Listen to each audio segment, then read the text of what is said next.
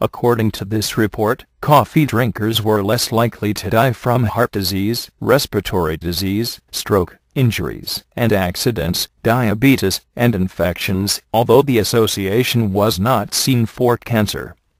These results from a large study of older adults were observed after adjustment for the effects of other risk factors on mortality, such as smoking and alcohol consumption. Researchers caution, however, that they can't be sure whether these associations mean that drinking coffee actually makes people live longer. The researchers found that the association between coffee and reduction in risk of death increased with the amount of coffee consumed. Relative to men and women who did not drink coffee, those who consumed 3 or more cups of coffee per day had approximately a 10% lower risk of death.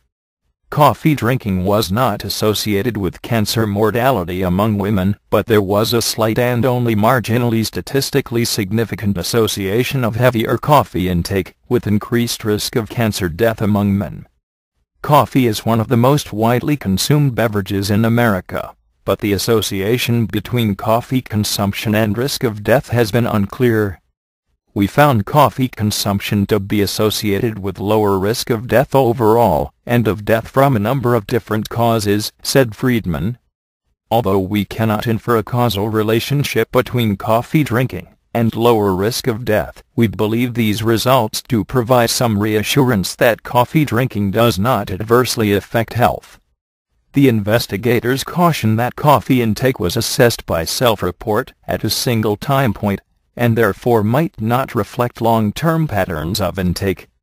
Also, information was not available on how the coffee was prepared: espresso, boiled, filtered, etc. The researchers consider it possible that preparation methods may affect the levels of any protective components in coffee.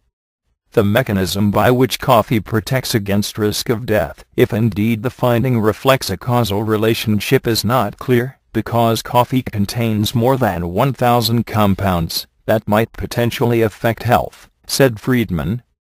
The most studied compound is caffeine, although our findings were similar in those who reported the majority of their coffee intake to be caffeinated or decaffeinated.